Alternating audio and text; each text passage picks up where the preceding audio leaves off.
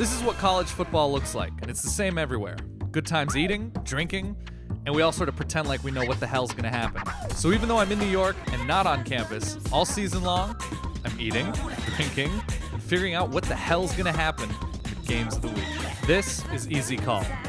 This is Morgan's Barbecue in Brooklyn. Its lineage is Franklin Barbecue in Austin. Why am I still outside and not eating? That's dumb. That's real dumb.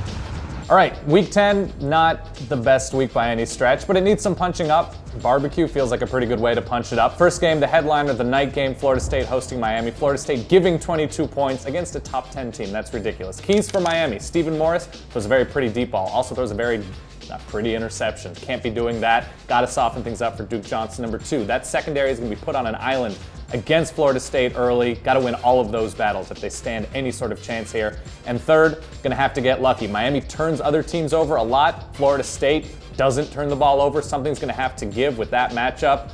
Feel like if they can get lucky with turnovers and field position, they stand a chance on the road in Tallahassee. Keys for Florida State. That defensive front needs to make Duke Johnson a very, very good workhorse pay early on with minimal numbers in the box. Number 2, they're gonna need to get fast, and that means their receivers, it's not just Jameis Winston. Kelvin Benjamin, Rashad Green, legitimately very good. Stretch that Miami defense. And number 3, Florida State simply can't choke. They're clearly the better team. They've been in big spots before this season. They boat raced Clemson. They can't let up right now. There's still a fairly new team coming together. The coaching staff is still fairly new. Can't let down.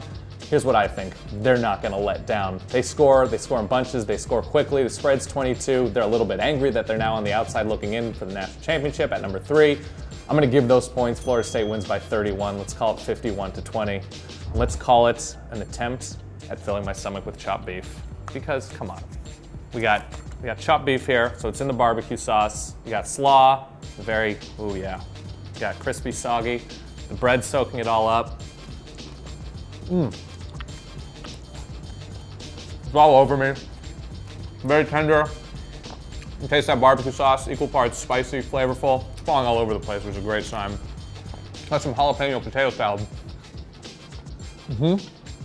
You got the good crunch-sog combo again. That's all about this tray, crunch and sog. Second game, and hey, it's in the spirit of Texas barbecue. Texas Tech hosting Oklahoma State in Lubbock, back at home after that loss to Oklahoma. Texas Tech giving 1 point. Here are the keys for Oklahoma State. Number 1, they're going to need to figure out the quarterback position. X's and O's become that much more important because they've been getting piss-poor play from that position. Number 2, the offensive line, really good last week. Keep opening things up for Desmond Rowland. Get creative with the running game. And number 3, that secondary needs to stay physical with Texas Tech receivers because they're going to succeed through the air. Limit that because they are still a one-note team. Keys for the Red Raiders.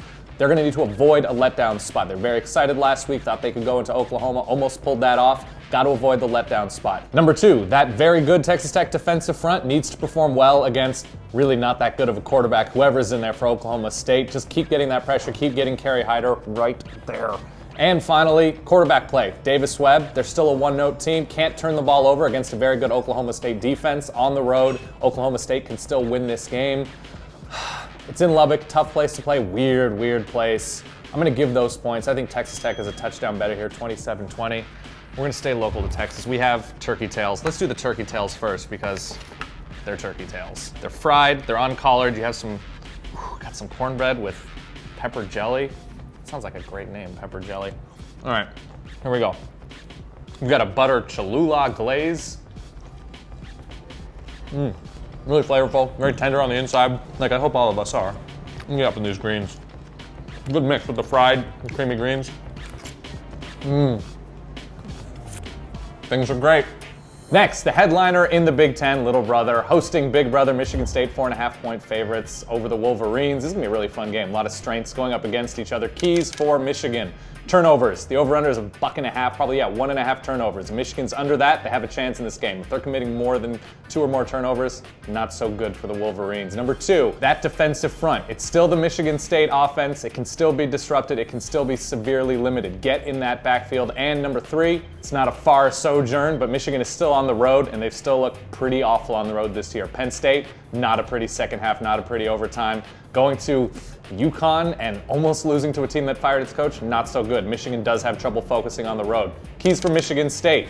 They're going to need to pressure Michigan all the time in that backfield. The Michigan backfield between Devin Gardner and Fitz Toussaint that give the ball away all the time. Second key for the Spartans. It's still Michigan State's offense, like I mentioned. Connor Cook doesn't have to go for too much, but that defense has Jeremy Langford in the backfield. Stay clean, stay efficient like he was last week. It's very encouraging. And finally, number 3, coaching. Can't be committing penalties. They're really bad as for giving up penalty yards. It's a very easy way to give away a game that they're better than the opposing team, like they are against Michigan. Can't be giving them free yards on both sides of the ball. Have to be disciplined against a very good maize and blue team. I'm gonna stay disciplined and not eat the Frito pie immediately. I'm gonna go Michigan State here. It's a 4.5-point spread.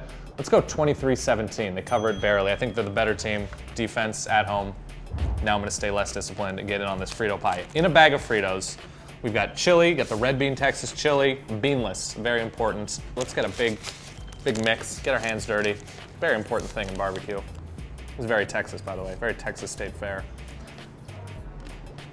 The chili is great, very tender. You can tell that beef has been stewing forever. It's just delicious hillbilly stew. I don't know how else to describe this.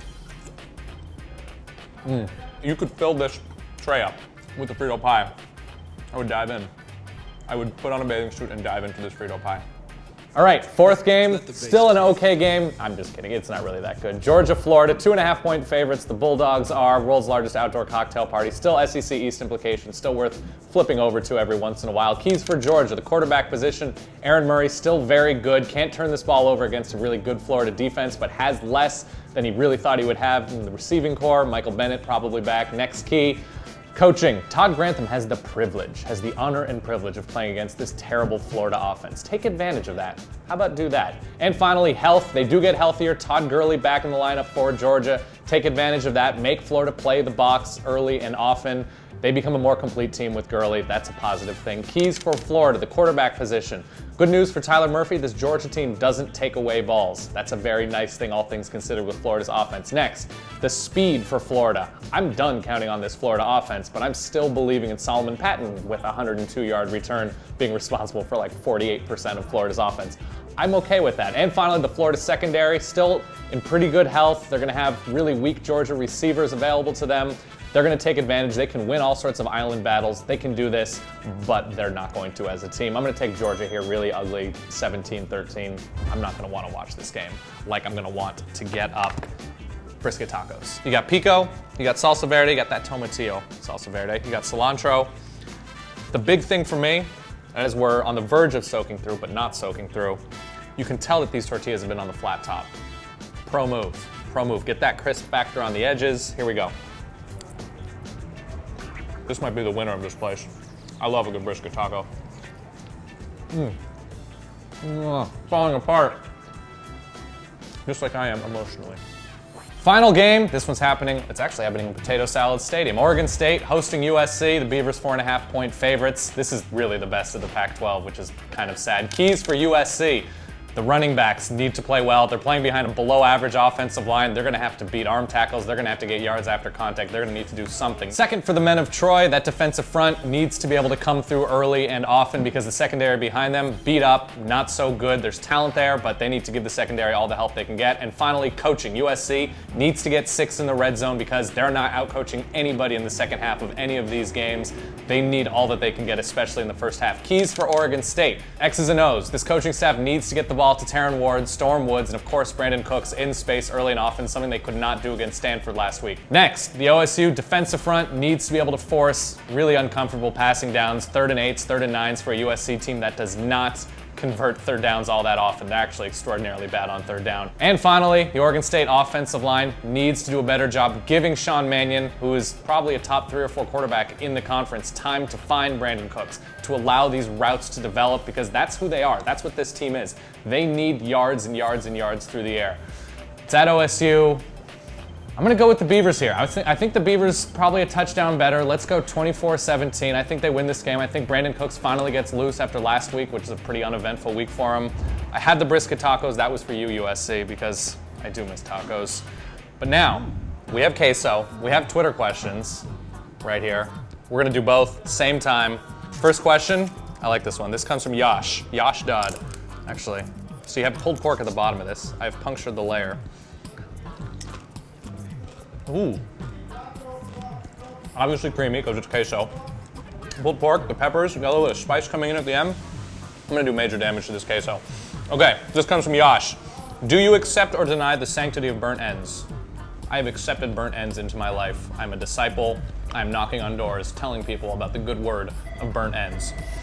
Number 2, this one comes from Kenneth. If Bama, Oregon, and Florida State were barbecue sauces, what kind would they be? I've often thought about this late at night. This is dripping. Bama, I feel like they'd be a very thick Kansas City style, like a Terrence Cody type, just plodding along, thick, direct. I feel like that's right. Florida State would be a spicier sauce, maybe some jalapeno in there. Very peppery, a peppery hot sauce type. Oregon, a little fancy. A little like a hoisin barbecue sauce, a little exotic. Got the uniforms, you got the Nike, you got the fanciness. I feel good about that. Ooh, this is getting a little spicy too. I like that. I'm gonna do some pulled pork spelunking. This is where it gets real. This is from Mark. Mark asks, after how many dates is it acceptable to take a lady friend out for some sloppy barbecue?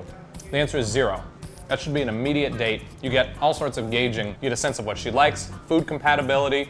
You get to say uncomfortable words like moist, juicy, and gloppy. See how she reacts to that? Moist. Very important. So there you have it, going favorites this week across the board. Michigan State, Florida State, Texas Tech, Oregon State. Yeah, we're gonna go Georgia. I'm 27, 16, and 2 on the season, still making you sweet, sweet pine cones. As for me, just gonna stay the cowboy of Flatbush Ave, got my mason jar full of sweet tea, nap the day away. Oh yeah, that's a good sip.